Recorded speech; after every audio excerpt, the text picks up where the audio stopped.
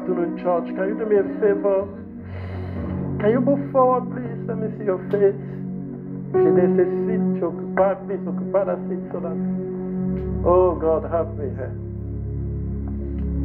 Okay. Give me Matthew. Matthew, we want to pray. I think one prayer point. Okay, before we get to Matthew, give me Luke chapter 24, verse 45. Luke 24, verse 45. Luke 24, verse 25. Give me you. Every other thing can wait. You know the song?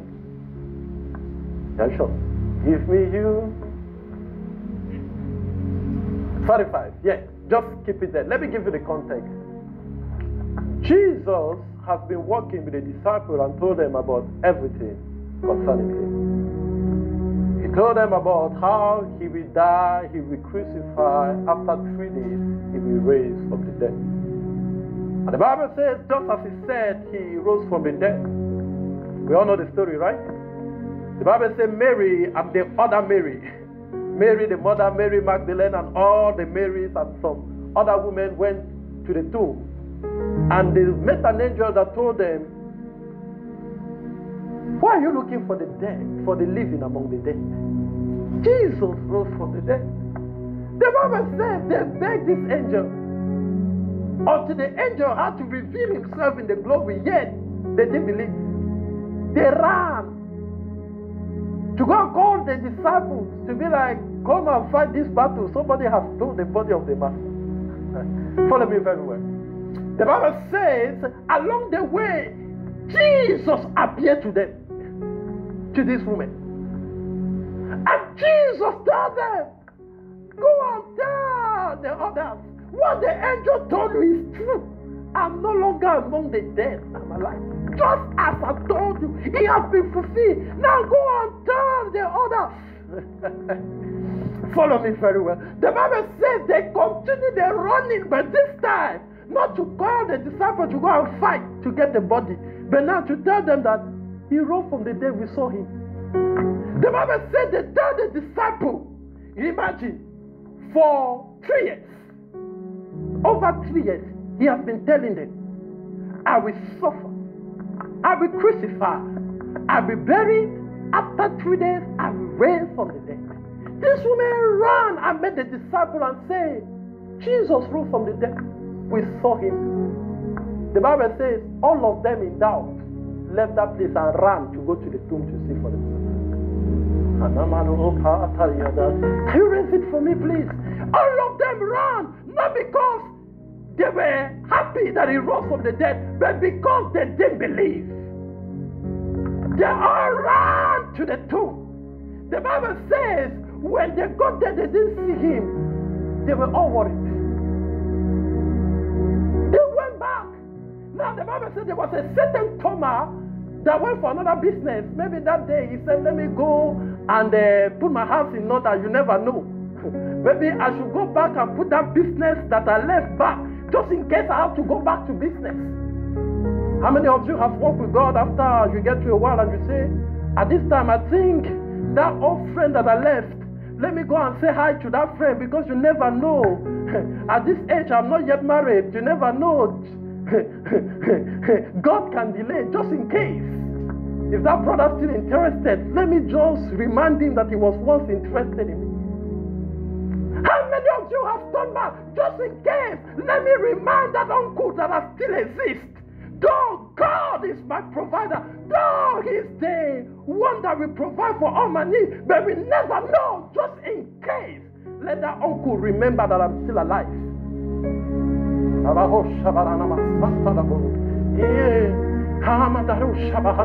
the Bible says they went there and they didn't see Jesus.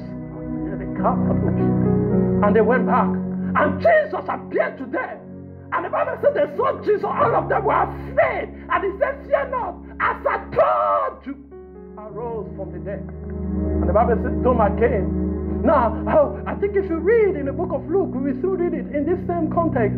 The Bible says, now, 2 disciples, The others were there, and some people were somewhere else, and they didn't know what was happening. The Bible said there were not two disciples that were going to another town. Sorry, I'm taking time, but I want you to understand something here. Oh my God. The Bible said two disciples were going somewhere, and Jesus joined them. And they walked with Jesus, and they didn't know that this is Jesus. Jesus said, what are you talking about? They said, we have been following this man, our master. He told us that he will suffer, he will die. 3 days he died, but there are some rumors. Some women said he was not in the tomb, that they saw him among the living.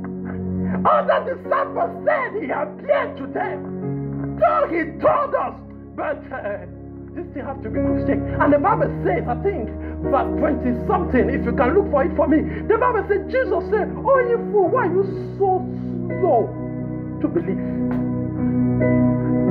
3 years I've taught you the same thing. 3 years you read your Bible. 3 years you have been taught about faith. You have been taught about God's provision. But why are you slow to believe? You have been taught that God is the God of all flesh. There's nothing too hard for him to do. You read it. You heard it. You had testimony of God that can heal. You were taught about divine healing. You were taught about divine provision. You were taught about deliverance. You were taught about all these things. But yet, you don't believe. And the Bible said this. Jesus said, why are you slow to believe? The Bible said they go to a crossroads and they convinced Jesus to come with them. And the Bible says, they sat at table and they say, we want to offer you meal. And Jesus said, don't worry, allow me to bless the food. The Bible says, and Jesus broke the bread, and Jesus opened their eyes to recognize him. All of a sudden their eyes were opened, and they discovered, my God, we have been walking with this man that we have been talking about all this while. And the Bible says all of a sudden they forgot where they were going. They ran to the disciples. Now remember, the disciple has heard about Jesus being resurrected. Thomas came, he refused to believe. The Bible says in doubt that look, when Jesus appeared to them, I don't have time to read it. The Bible says they wondered not because they believed, but because they were shocked and they were in doubt. How many of you have said things like, I have prayed, I didn't even believe that God will answer my prayer, but he answered, oh, I'm shocked. I didn't know that God could help me, but I don't know how, but I'm shocked that he helped me. And now, the Bible said Jesus appeared to them and give me verse 45. And the Bible says, Jesus opened their understanding to understand the scripture.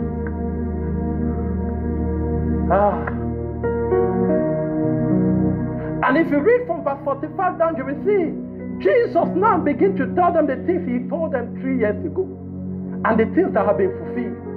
It is written that the Son of Man had to suffer, and he will die and raise, and today this thing has been fulfilled. And they now begin to understand. Wow, they understand him. I want you to pray. Just one prayer point. I'm going to share something with you. That God today open my understanding, that I may understand the scriptures. The Bible said Jesus in Luke chapter 4, he went to the synagogue as his habit, and this day they gave him the scroll, and when he read, he didn't just close it and he said, today this word has been fulfilled. When God opened your understanding, you will read Psalm 23. It will no longer be a recitation. You will say, oh, today this scripture is fulfilled.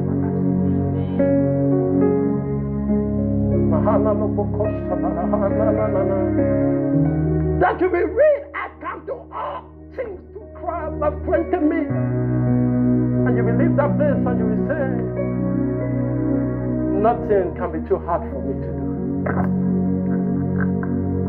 If only God can open your understanding. I talking to somebody here? I want you to, in all belief,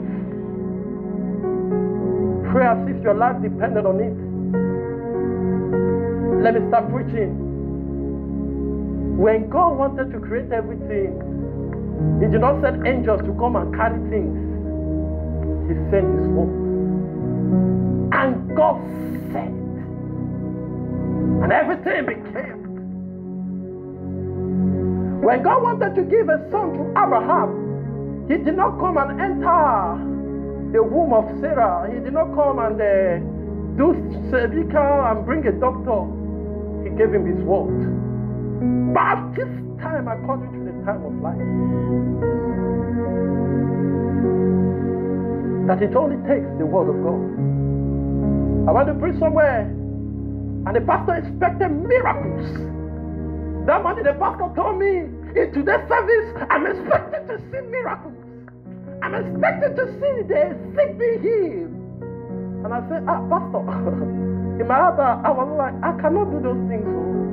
You invited the wrong person. On my way to church, somebody asked me, don't you speak? And the person thought I didn't understand French because I was going to preach in a French church. And the man was like, are you speaking in French? In my mind, I was bothered about doing miracles. I was like, man, you should have told me that you were calling me to do miracles. And I was like, my God. And the guy was thinking, I was not replying. He said, do you speak in French? I wasn't like, in my head, I was like, let me be. What will he have to do? You will soon find out. The guy was confused. This guy does not speak or what? They were praying, I was not praying. I was like, what am I going to pray now? That God do miracle? Let me do miracle. And I told them one thing. I said, look, I cannot do miracle. God does miracle. And I told them, I'm here to give you the word of God. And I showed them from scripture that only a word from God can change your life even before we share the grace.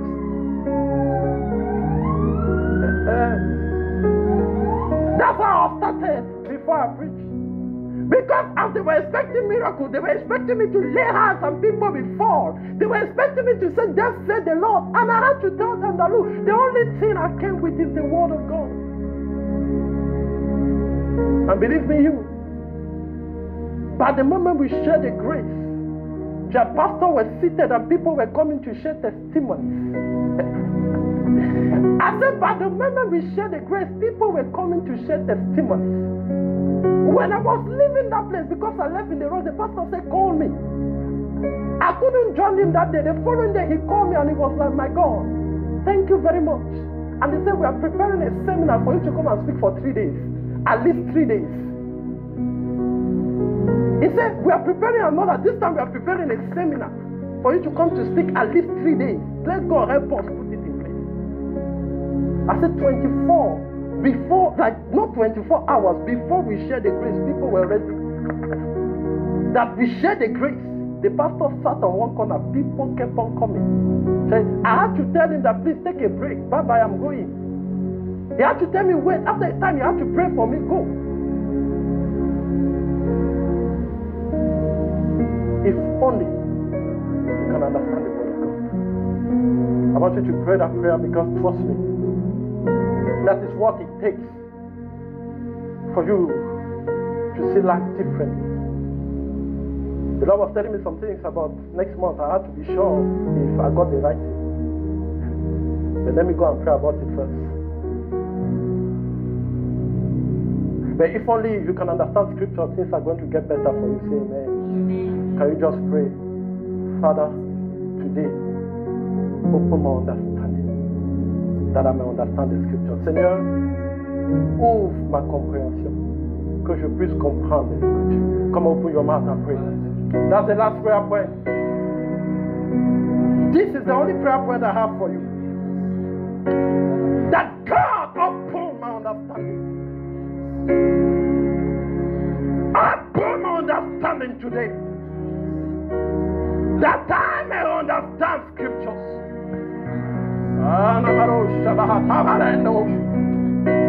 Open my understanding, oh God, open my understanding.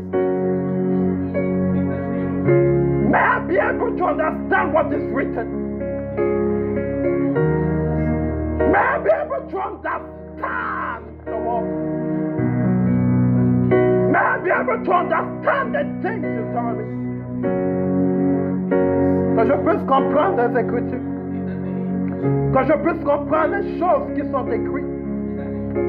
Que je puisse comprendre ce que tu dis me concernant. Que je puisse comprendre ta parole. Comment talk to God? Talk to God.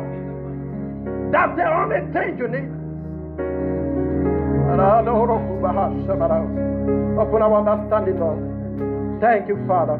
In Jesus' mighty name we have prayed. Heavenly Father, we thank you. We thank you for your word. Your word that you have put at our disposal.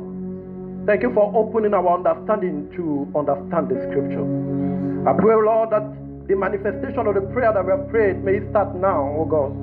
Even as your word is coming unto us, Lord, may we understand it.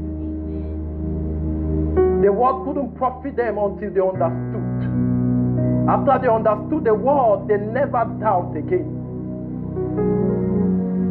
He was with them. They didn't have understanding and they walked in doubt, though he was there. He left, he went to heaven. They didn't see him, but they lived as if he was there, simply because they understood that he was there. Father, thank you for understanding. Thank you because your word will profit us in this season. And thank you, Lord, because your word will transform our lives. We give you praise, O God. In Jesus' name we have prayed. Amen. Can you wave to somebody and have your seat quickly? You are welcome for today's service in Jesus' name. Oh, Father, thank you. Can you do me a favor? I need the people that don't understand English. Okay, please. Merhaba. İngilizce otur. Yeah. So I will try to be slow, okay, so that you can get me. Okay. Eunice. Okay. Kale. Okay. If I'm too fast, just give me that sign, okay? If I'm too fast, si je suis trop rapide, tu me donnes le signe, okay? Si je te perds, tu me fais signe, okay? Praise the Lord. Today I want to share on your responsibility towards scriptures. Your responsibility towards scripture. You got that one? You got it? Your responsibility towards scriptures. Deuteronomy chapter 31, 9 to 12, and Matthew chapter 13, 18 to 23. I'm going to read those two passages and I'm going to share from there. Deuteronomy chapter 31, 9 to 12, and Matthew 13, 18 to 23. Now, you got the wrong verse. Yeah. Deuteronomy 31, 9 to 12. The Bible says that Moses wrote this law. He wrote the law. In other words, he wrote what was for them the scripture. It's in our context, it will be the Bible. Okay? Yeah, please make sure you understand what I'm saying, okay? And it shouldn't turn to conversation. Let it just understand what I'm saying. I'm the one doing the speaking, okay? Let him do the listening. Tell him that. Yeah, start by telling that I'm doing the speaking, he does the listening. Okay? So, and Moses wrote this law, if it was on today's context, the Bible. Okay? What we have the Bible. We don't have the law anymore, but we have the Bible. Okay? And delivered it unto the priest, the son of Levi. Today the Bible has been delivered unto you. Which bear the ark of the covenant of the law and unto the elders of Israel. And Moses commanded them, saying, at the end of every 7 years, in the solemnity of the year of release, in the feast of tabernacle, when all Israel is come to appear before the Lord, thy God, in the place which he shall choose, thou shalt read this law before all Israel in their hearing. Verse 12, he said, gather the people together, men and women, and children, and the stranger that is within thy gate, that they may hear, and that they may learn and fear the Lord your God, and observe to do all the words of this law. Now notice something. They were the one to hear. They were the one to learn, and they were the one to do, to observe to do. Now the Levites had the responsibility to read it unto them. They had the responsibility to hear or to listen. I'm going ahead of myself already. To hear or to listen. To learn from what they were hearing. It was their responsibility. Now, to fear the Lord and to observe. So, in other words, to make sure they have the responsibility. The Levite, the priest, didn't have the responsibility to make sure they do it. They have the responsibility. It was their duty to make sure. That's why he said, look, observe. Make sure you do what is written. You do what you heard. Praise the Lord. Now, give me Matthew chapter 13, 18 to 23. We all know if the parable of the sower. Now, the explanation of the parable of the sower. He said, hear ye therefore the parable of the sower. When anyone heareth the word of the kingdom. He said, whenever anybody hears it. So, as you are hearing this word, just as you are hearing this word right now, he said, whenever anyone hears the word of the kingdom and understandeth it not, then cometh the wicked one and catcheth away that which was sown in their heart. In other words, as I'm giving the word of the Lord right now, if you don't understand what I'm saying, that word will not remain in your heart. It will be stolen. The wicked will steal it. Have you ever known people that say, I don't know, each time I read the Bible, I wonder I cannot remember anything. Whatever is being preached unto you, you cannot remember. You will just come. Oh, I was so blessed today. Oh, Pastor, thank you for the word. The message was so powerful. I was blessed. By Friday, it's as if nothing was preached. You come Thursday. What did they share on Sunday? I can't remember. The Bible says, if whenever you hear the word of God, as powerful as the word is, God exalted his word above his name, and his word is powerful, and his word has the capacity, the capability of doing whatever it says. But if you don't understand that word, the wicked will come and steal it. Another, I think in another gospel, he said the devil himself steal it from you. Let's continue. He now says, but verse 20, but he that received the seed into his heart. Now, this is somebody that received the word.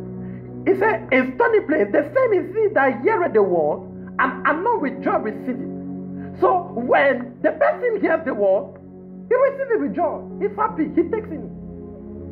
Oh, I learned something today. Pastor, thank you very much. Oh, I saw this thing in the Bible. Oh, I was so blessed. I got the revelation. And the Bible says, yet had he no root in himself. You come to church, personally, you don't do any Bible study. Personally, you don't read the Bible. On your own, you never study your Bible. You never read the Bible. You say, when I come to church, pastor will do the work. And you come to church and the pastor teaches you and you'll be like, oh, I was so blessed. I learned something today. I received something I didn't know. Oh, I now understand where the problem is. And the Bible says, because they didn't have any root of themselves within them. Now, he said, but during for a while, you begin to do the things you have learned. Pastor taught me about confessing. We were taught about confessing. You start confessing. You were taught about praying. You start praying. And the Bible says, for when tribulation or persecution arises because of the word, by and by he is offended. Let me apply it to you. They teach you about prayer.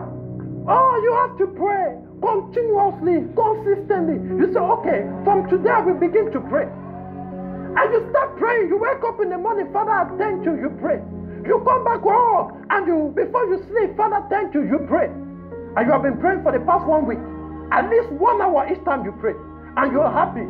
But now you begin to work, course work begin to come in. Courses begin to be tough. You have to read. You now begin to discover that the time I spend praying, I can use it studying. You now begin to discover that, oh, I spend a lot of time studying the Bible. What of my studies? What of work? All of a sudden, you now have to wake up earlier than before if you want to pray 1 hour before you go home, before you leave the house. You come back in the night, you are so tired. So tired. You now have to deprive yourself of some sleep before you pray. You have to deprive yourself of sleep so that you can study the Bible. You have to deprive yourself of that series. When the new episode is out, everybody is talking about it. You now find out that I can no longer balance between studying the Bible, praying, watching the series, and sleeping. And because you don't have fruit on yourself, you begin to give up. Confessing every day you are in your room. This is what the Bible says. You confess the word. All of a sudden, you begin to give up on it. You have been praying, and you don't find the need to pray anymore. You don't find the need to study your Bible anymore. You now get carried away by the activity of life. Why? You didn't have fruit on yourself. And the Bible now says, and he also that receives seed among the thorns is he that heareth the word, and the care of this world and the deceitfulness of riches choke the word, and he becometh unfruitful. Now this is the most pathetic one, because these are the people that will tell you, I have done it, it does not work. I've studied the Bible, I discovered about giving. I've been giving to people. The more I give to them, the poorer I become. I've been praying. You don't know for how long I've been praying on this matter. I don't think God answers prayer. If He answers prayer, He does not answer my own prayers. I've been confessing this word as I was taught. Everybody is testifying about it. But me, I'm not testifying. Why? The Bible says, the care of this world. You're always carried away by what is happening. Only you know about the latest shoe, the latest phone. You walk, you always want the latest phone. You always want the latest shoe. You always want the latest design clothes. You want the latest car, though you cannot even afford a bicycle. But you always feel, I wish I could have that car. If I have money today, I will buy that car. This is my dream car. The small money that Yetebe gives you, you visit Albert, you see his apartment. You want to live in an apartment. In fact, my apartment has to be bigger than Albert's own. You see the TV screen. I need at least 2 like that in my parlor. But even the dormitory where you are staying, if not for Yetebe, you couldn't afford any place. The Bible said the deceitfulness of riches. You want to be rich at every cost. And in this life, I must make money. You see a big car, you say, I must make money. No matter what it will cost me, I must make money. You enter a bank to deposit your $200 or to withdraw 200 tele because the ATM is not working. You see somebody piling money and you just be like, man, imagine if I have that money now. Why can't I have this money? The deceitfulness of riches. He said it choked the word of God.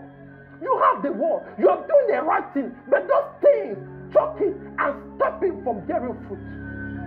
So the word cannot work for you. You do the right thing, but you cannot see the result. Why? Because those things begin to make the word of God of none effect. In another place, he says, he makes the word of none effect. That word is powerful. The same word that heal other people cannot heal you. The same word that deliver other people cannot deliver you. God answers the prayers of others, but yours are not answered. And sometimes you even do better than them. Your responsibility towards the Lord. And the Bible says, the last one, and it says, now, but he that is seated the seed into the good ground is he that heareth the word and understandeth it, which also beareth fruit and bringeth forth some 100-fold, some 60, some 30. So now this is not the level of understanding. That those that understand the word perfectly, the word bear fruit 100-fold. Some understand it to some extent 30-fold, some 60-fold. Your responsibility towards the word. Now let me be fast. Now understand one thing is that God has the responsibility to send you His word, and God will never do anything without first of all sending you His word. See, if God wants to bless you, He will send you the word concerning blessing. If God wants to deliver you, He sends you His word concerning deliverance. When God wanted to save humanity, He sent the word. He sent His word for the salvation of men. Without the gospel, no man can be saved. Though God has done everything for everyone to be saved. Anything you expect from God, the reason why you don't have it is because you are yet to have the word that concerns it. If you have that word, you are yet to understand it. So from our Bible reading, the Deuteronomy that we read, we found out that look, men have responsibility towards the word of God. That God will send you his word. Now God expects you to do some certain things towards that word. That whenever you discover the word of God, whenever you are exposed to the word of God, God expects some things from you. Now understand something. God expects everyone, every of his followers, every Christian, everyone that believes in him to be responsible. In other words, God expects you to do what you ought to do without supervision and without you being pushed, without you being threatened, without you being reminded constantly. So he expects you to be at that level where you will do what you ought to do without any supervision. You ought to pray. You don't need any reminder for you to be praying. So when you wake up, God expects you to pray. Now, the way you know that a child is becoming responsible is when that child wakes up and he dresses his bed without you telling him, dress your bed. You come to his room and you find that that child always has his room being tidy before without you telling him anything. You just know that child is becoming responsible. You don't have to remind that child to do his or her course. You just know that child is becoming responsible. The same way God expects us from us. That even the Holy Spirit has no need to remind you of that you have to pray. Even the Spirit of God don't have need to remind you that you have to study your Bible, to read. So God expects every one of us to be responsible, to do what we ought to do. Now I want to be very fast. What is your responsibility towards the world? Number one, understand that it is your responsibility to read, listen, study the Word of God. Nobody will do it for you. Now, before I get there, now understand one thing. If you fail to do your responsibility, now if you fail to be responsible, you remember 2 Chronicles chapter 34, was it 34? Yeah, 34 that we read last week. You will become just like that situation. They had the law in the temple, but everybody forgot about it. And people began to live without the word. And that's why we have many Christians, they have the Bible in their room. We have the Bible on our phones. We have the Bible even on our bedside. We clean the house, we put the Bible aside. Sometimes we have to put it under the table so that we can put our study book. We have the Bible, yet we don't know what that Bible is saying. Yet we live without any knowledge of that Bible. Sometimes we even live contrary to that Bible. Though we have it. The Bible says these people for over centuries, as I told you last Sunday, they live as if the book of the Lord didn't even exist. Some of them got to the point that it no longer existed as far as they are concerned. And there are some people, they have the Bible, but they live as if the Bible does no longer exist. We don't bother reading the Bible. Somebody reads the Bible and they're like, are you a pastor? I remember one day, during holiday, I was at a friend's place. The sister has a friend that was usually coming every morning. So she will come early in the morning because she had nothing to do, she was on the day. So she will come early in the morning so that we can spend the day. And each morning she will come. She will find me studying my Bible. She will just be like, Pastor, what fits you? I'm telling you, the way you study your Bible, Pastor, what fits you? And that's how many believers have come. Look, the one that always studies his Bible, they say, Pastor.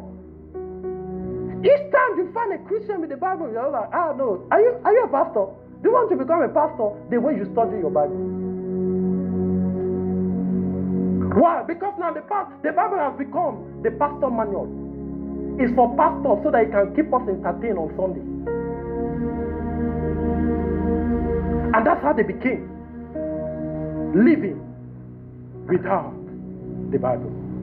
And now, see what Jesus told them. I want to show this scripture before I share in the responsibility. Matthew chapter 22, verse 29. Matthew 22, verse 29. Now, there was this religious group When I read it, I just finished the book of Matthew.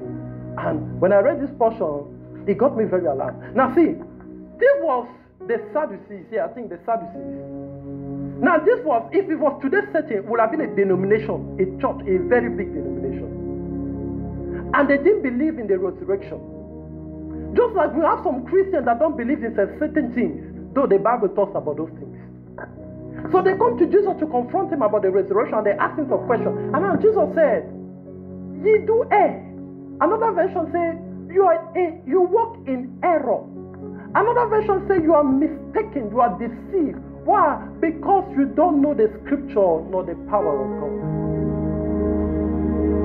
Listen to me, child of God. If you are ignorant of the scripture, you will live in error. It's unavoidable. See, you will pray, you will listen from God sometimes. I told you, the people had prophecy was coming, but they were all in error.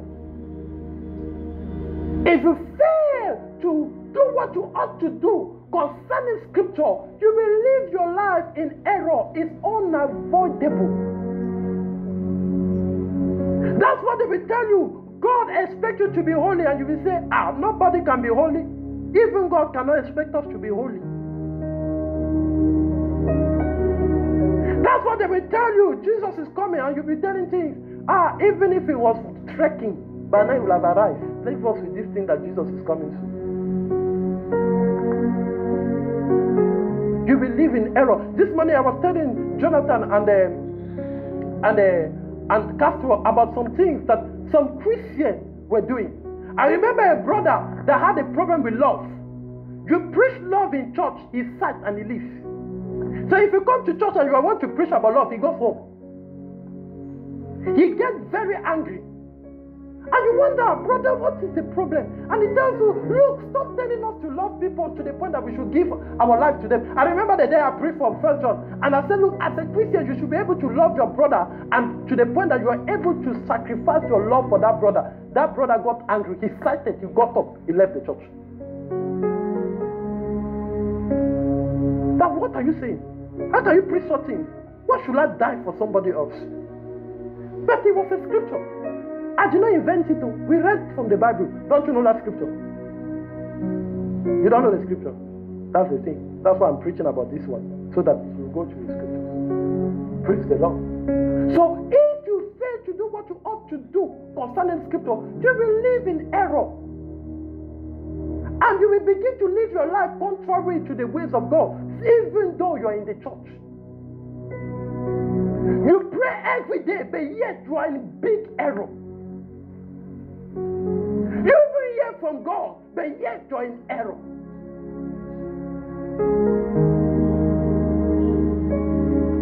You'll be claiming to be able to do everything for God, but yet you are in error. How many Christians are in error today? And you know what is worse? Is that now Christians think because it works, it should be the way. Let me tell you, something can work, but you are in error. God told Moses, speak to the rock and water will come forth. He struck the rock and water still came out. And we have believers, because they struck the rock and water came out, they think the way is by striking the rock. Though God says, speak to the rock. And they will tell you, my friend, I've struck this rock. I've been stroking this rock for years, and water is coming out of this rock. But God says, speak to the rock. Why should I speak? When I strike, water comes out. The point is, let water come out. And we have Christians this way. Don't worry, I don't need the Bible. My life is okay. Why should I? You study the Bible to have a job. I already have a job. Because they think the end result is all about the things of this life. But yet they don't know that the word of God is being packaged for them, as it was in the time of Josiah. That the people thought God is okay with us. We are serving God. We are following His way, keeping His precepts, not knowing that they were in error and the word of God was being prepared for them. What is your responsibility towards them? Number one, you ought to read, study your word, the Bible. You have the responsibility to read, to study, and to learn the Bible, to listen to it. It is your responsibility. No one will do it for you. That if you are a child of God, God expects you to open your Bible, to study it, to read it. Now, you don't just stop at reading it. You have to study it. When I mean study, I mean study. You see how you study for exam, that's how you study the Bible. Maybe we should talk about how to study the Bible in one of our Bible studies. Okay? We should have it. But you have to be here. If you are not here, I will not take the time to teach about it. I cannot teach you. So you have to study the Bible. And people don't know how to study the Bible. But you have to know how to study the Bible because you have to study your Bible. You have to listen to the word. You have to take the time to listen to the word. Listen, you know, God could have simply said, duplicate this and share to the people. But he said, at least once every 7 years, you have to recite this. Now, if you read, God told them, write this law on your walls, write it on the palm of your hand, on the palm of your head, write it on your forehead. Can you imagine? God said, write the law on your forehead, write it in the wall. Some people want to paint the house. My friend, you better go and print the Bible and use it as paperwork. But you joke. Because that's the only way. I'm coming to that. The word will not depart from you. So he told them to write down the word. But now he said, make sure to read this word today so that they can listen to it. There's a listening part to the word. So sometimes you have to go and download the Bible and play it and be listening to it. That's what we preach in church because there's a need for you to listen to the word. You read good, you study good, but you also have the responsibility to listen to it. You listen to it. You listen to it. It has its own effect. Time will not allow me to talk about it. So take the time, go and download the Bible and listen to it. Today we listen to the book of Romans and you sit down there and it plays. Somebody is reading it and you are listening to it. Oh, today I will listen to the book of Matthew. The same way you read the entire Bible, make sure to listen to the entire Bible. You are walking to school, put the effort and begin to listen to the word. You play music before you sleep. Stop playing that music. You cannot even sing. You are not called to be a musician. Listen to scriptures. Praise the Lord. Now, you have the responsibility to meditate the word of God. You have the responsibility to meditate the word of God. In other words, you have to think scriptures. You have to speak scriptures. That's why we teach you about confession. Like, look, you have to think scripture, you have to speak scriptures. That sometimes you have to take time in your room and you sit down and you take a scripture and you begin to mutter it. I can do all things through Christ that strengthens me. I can do all things through Christ that strengthens me. You are there for about 10 minutes. That's the only thing you say. I can do all things through Christ that strengthens me. I can do all things through Christ that strengthens me. I can do all things. What does all things mean? All things. I can start a business through Christ that strengthens me. I can preach the gospel through Christ that strengthens me. Oh, I can pray through Christ that strengthens me. Oh, I can be what God has shown me through Christ that strengthens me. I can do all things through Christ that strengthens me. Then you have to sit down and you just have to read. You open your Bible and you read, and my God shall provide for all your needs according to his riches in glory. And you sit down there. God shall provide for all my needs according to his riches in glory. God shall provide for all my needs according to his riches in glory. You are there for 10 minutes and you repeat those words. That is meditation. That you walk on the street, rather for you to think, oh, that man, yeah, the way that brother is dressed, his voice dressed, that's it. No. Walk on the street and begin to think. The Lord is my shepherd. I shall not want. What does it mean? What does it mean? When the Bible says the Lord is my shepherd, what does it mean? Listen to me. Meditation will make you explore scriptures. I remember teaching such things to Albert. See, when you begin to sit down, and you sit down, the Lord is my shepherd, I shall not want. Listen, the more you repeat it, you'll be surprised. All of a sudden, You'll be hearing things. What is a shepherd? And you'll be like, what is a shepherd? It's true, what is a shepherd? And you begin to think, what is a shepherd? A shepherd is a guide. Oh, a shepherd is a guide. That means the Lord is my guide. Oh, the Lord is my guide. The Lord is my guide. The Lord is my guide. What is a shepherd? Shepherd is a caretaker. Oh, a caretaker. What does it mean to be a caretaker? And you sit down there for 20 minutes. You reason scriptures. We were praying for you this morning. The Bible said there are reasonings in the mind of people that stop them from receiving the truth of the Word of God. So the only way you break those reasonings is by meditating on the Word of God. That in your mind, there are some wrong things that you have known, you have kept in the Word of God. There are some people that still doubt the existence of God simply because in their mind there's an argument that will not allow them to totally believe that God exists. That's why you will see some Christians, they will tell you, we don't know how life will be after we die. We just found out. When we die, we just found out. Who knows? Whether God exists or not, we will find out. Let's just live. You're a Christian, you speak that way? If you don't know, you don't understand Scripture.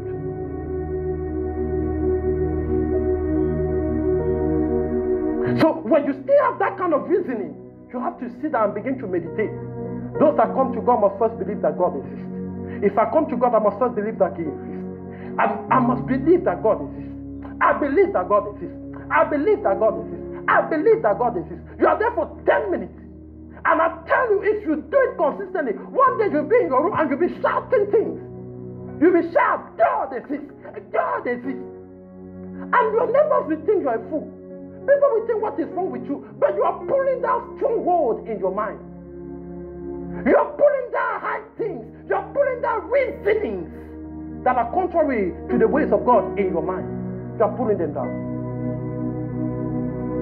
And that's why you leave your house one day and somebody says something, you say, God exists. That thing cannot happen. But you couldn't respond that way 2 weeks ago. You couldn't respond that way 2 months ago. But meditation has pulled down that stronghold in your mind. You couldn't believe that God could heal. You begin to meditate, and Jesus healed them all. Jesus healed them all. Jesus healed them all. Jesus healed them all. And it begins to pull down that unbelief. And all of a sudden you found out, I believe that Jesus can heal. It is not automatic. So you have the responsibility to meditate in the Word of God. That means you have to think the Word of God. You have to speak the Word of God to yourself. You have to repeat the Word of God to yourself. Number 3, understand that you have the responsibility to understand the Word of God. Understanding Scripture is your responsibility. Understanding Scripture is your responsibility. See, don't be like, I read the Bible and I don't understand. No, it is your responsibility to understand. That's why you study the Bible, to understand.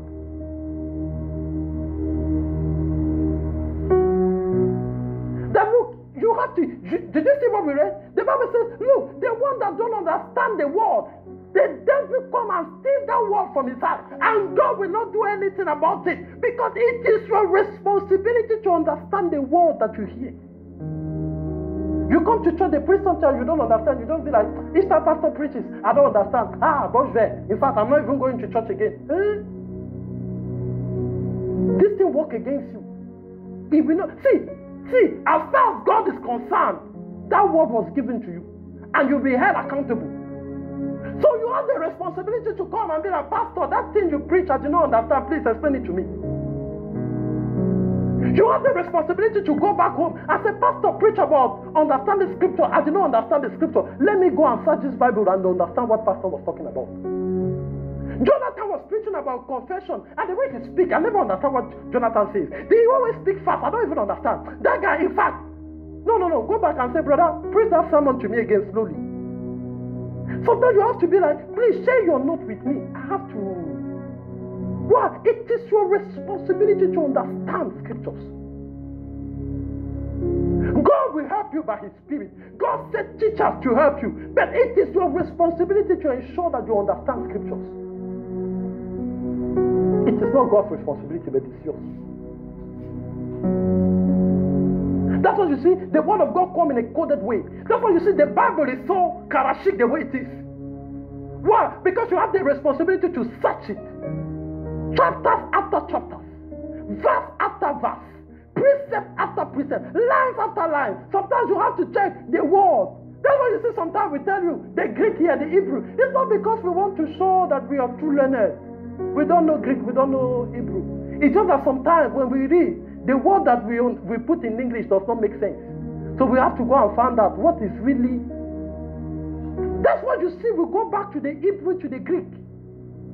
Why? Because we ought to understand the scripture. That's why you see, God gave us the Bible. He did not give us explanation by the side. Praise the Lord. It is your responsibility. So stop those things that I read the Bible, I don't understand. No.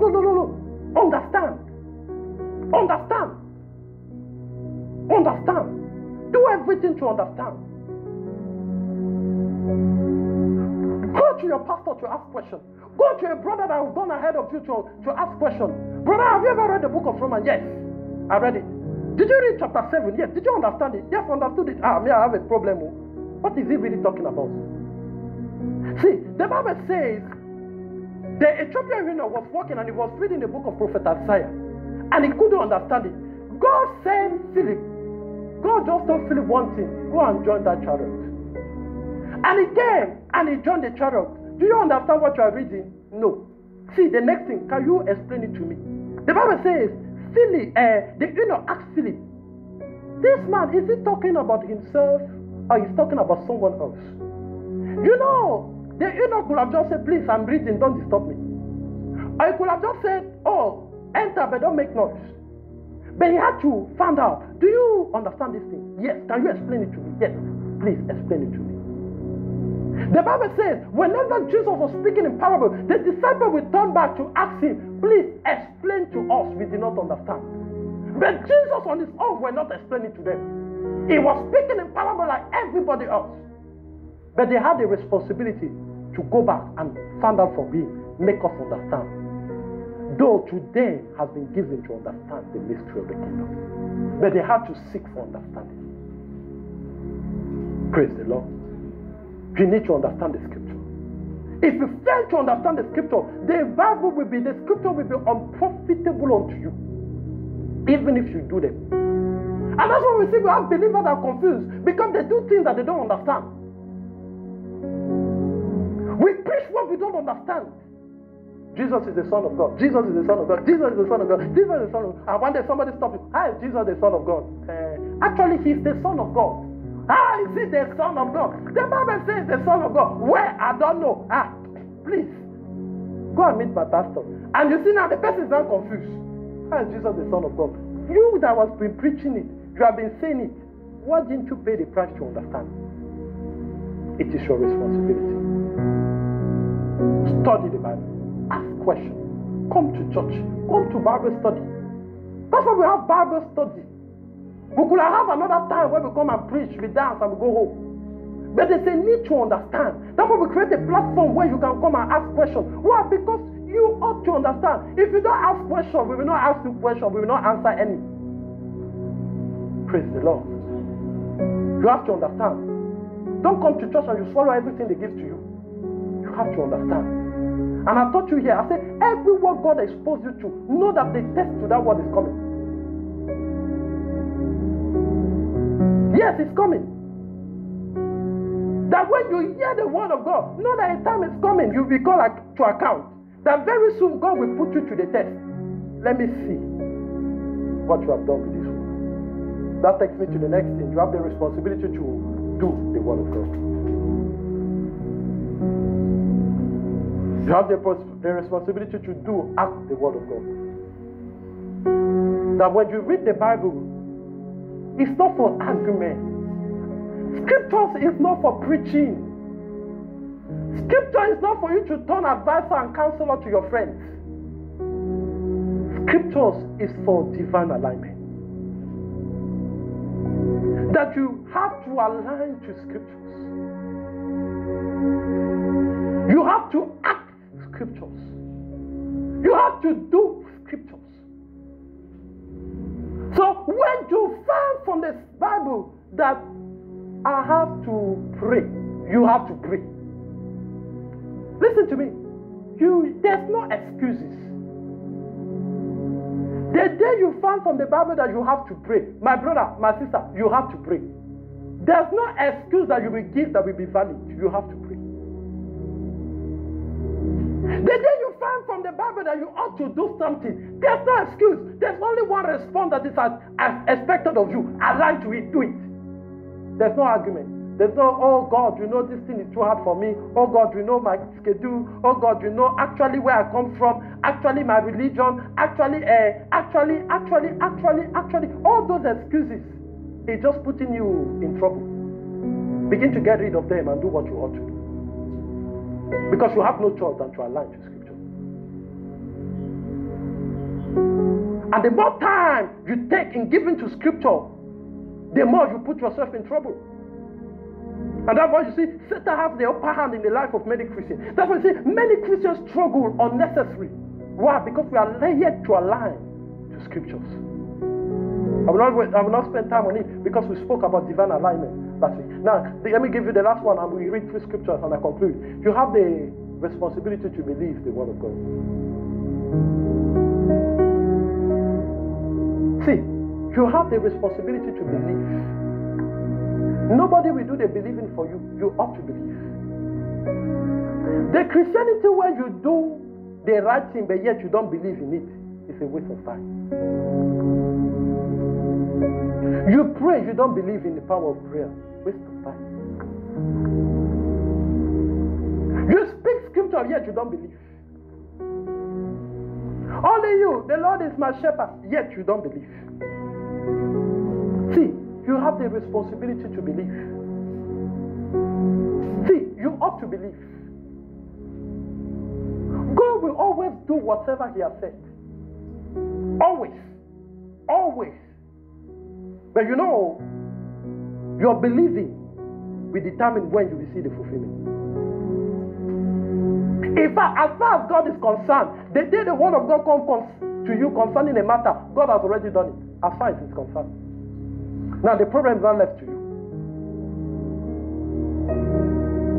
The problem is not left to you. If God tells you, listen, I'm the God of all flesh, there's nothing too hard for me to do. He's already telling you that, look, anything you will ask me to do, no matter how hard it is, for me it's not hard, I will do it. But now, will you believe? Abraham, I will give you a son. The only thing that delayed that son was believing. Abraham kept on not believing. God told them, I will give you the promised land. At the entrance of the promised land, unbelief kept them out. Unbelief. The Bible said they couldn't enter. Not because God was not able to make them enter. Not because their enemy was too strong. Not because somebody stopped them. Not because the devil came against them. But simply because they did not believe what God said. Simply, that was the only problem. And you know, many of the things we think devil is simply unbelief.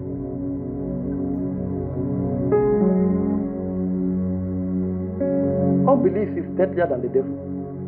Worse than Satan himself. Now, let's read two scriptures and I conclude. Joshua chapter 1 verse 8. Joshua chapter 1 verse 8. The Bible is talking about Joshua. It said this book, okay, I think I like this version. It said this book of instruction must not depart from your mouth. Jonathan explained it, so I won't waste time there. This book of instruction must not depart from your mouth. You are to recite it day and night. You remember what I told you? Another version said, well, meditate therein. He said you are to recite it day and night. Now see, so that you may carefully observe everything written in it. Another version said, so that you'll be able to observe to do everything that is written in it. For then you will prosper and succeed in whatever you do. I'm coming. I will conclude. James chapter 1 verse 25. James chapter 1 verse 25. He said, but whosoever looketh into the perfect law of liberty. Now, how do you look? By reading, by listening, by studying. He said, and continue therein. I will conclude with a continue. He said, he be not a forgetful hearer, but a doer of the work. This man shall be blessed in his deed. Now, let me conclude. See, you cannot act or do what you don't know. We agree. So you read, you study, you listen in order to know. Now you meditate, because meditation is what will get you to the doing. In Joshua chapter 1 verse 8, he said, look, meditate therein so that you may observe to do. See, the reason why you fail to act scripture is because you fail to meditate scriptures.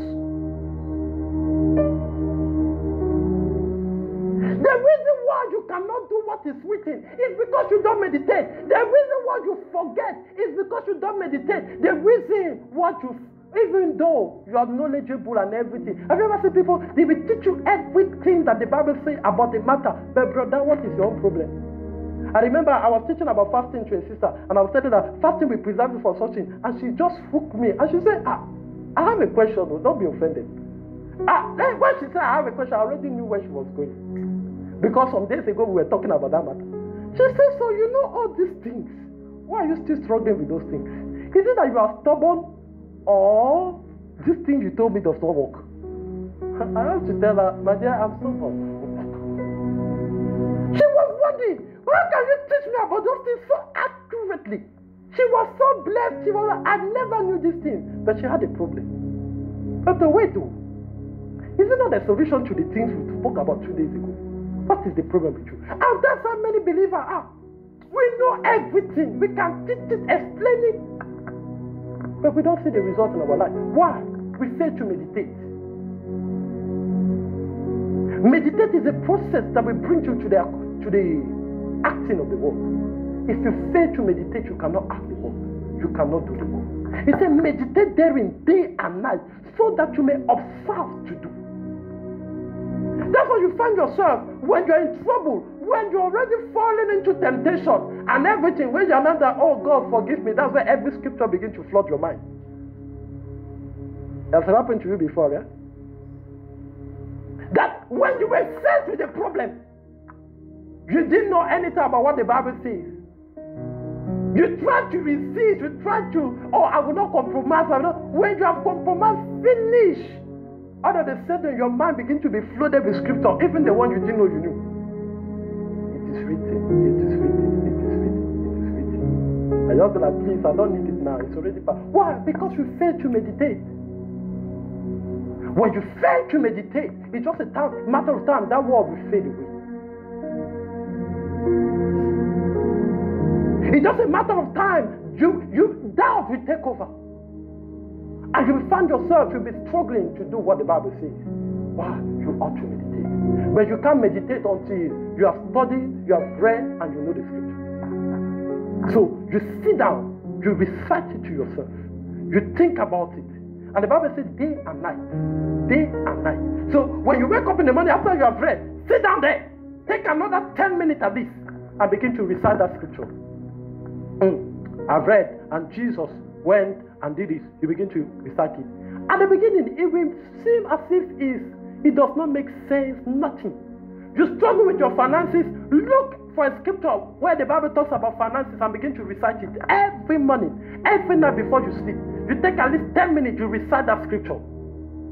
You find yourself that you know what the Bible is saying about a matter, but you find it difficult to do it.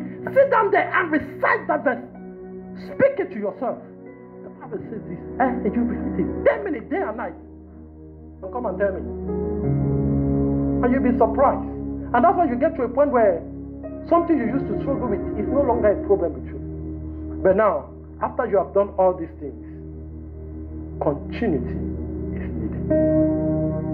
It's an ongoing cycle that will never end. See, don't get too familiar with your Bible. I've read Genesis from Revelation 20 times.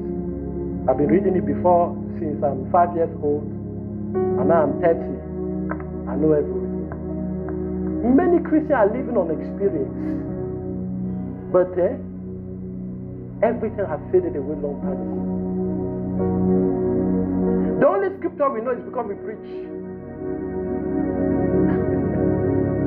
Continuity is needed. The Bible says, whosoever looketh into the perfect world and continue therein, the day you stop, that day he begins to fade away. That's why you see, there was a time you used to be prayerful. Today, you cannot even pray. Talk less of praying 5 minutes. Some people, they used to be the one opening the door of the church. Today, even to wake up to come to church is a problem. Some people, they will tell you, I remember those days. If I do like this, if somebody is sick, the person will be healed. What of today? I don't even know what happened. I told some people about my sister. Each time she was seeing things happening in church, she will always be like, I remember those days. If I hold a mic like this to sing, people will be crying. Anybody that is sick will be healed without even me touching them. Sister, what of today? What of today? Continuity. You have to continue therein. You don't read your Bible for 1 month and you say it's okay. You don't read from Genesis to Revelation and you say I'm done. I've read this Bible. No. You continue therein till when? Till Jesus comes.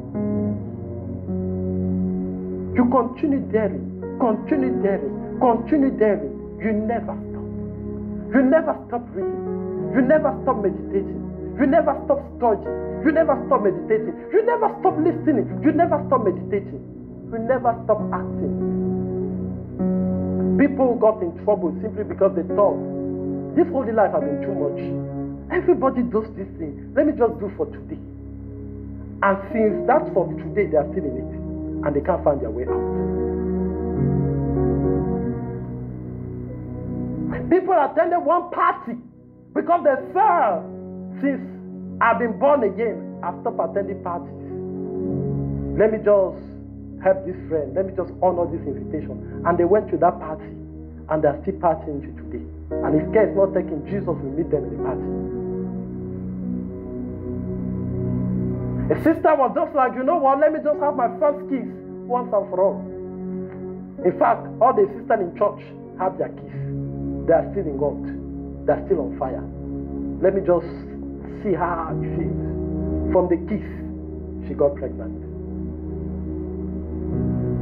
Continuity.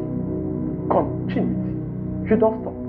You don't stop. Because the day you stop,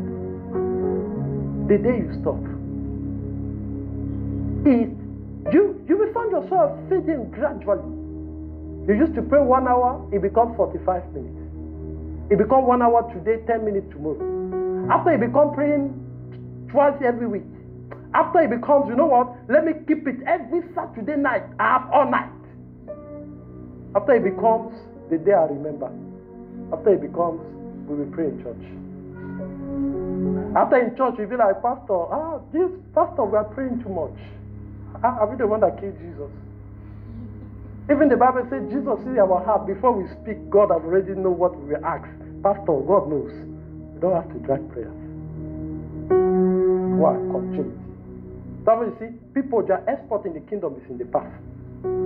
Why? They fail to continue. And I tell people, no matter how you think you are, if you don't increase, you will decrease. That is how it works in the kingdom. You stop studying, very soon, other people will teach you. Praise the Lord. I want you to bow your head. Package your offering. Package your tithe and bow your head.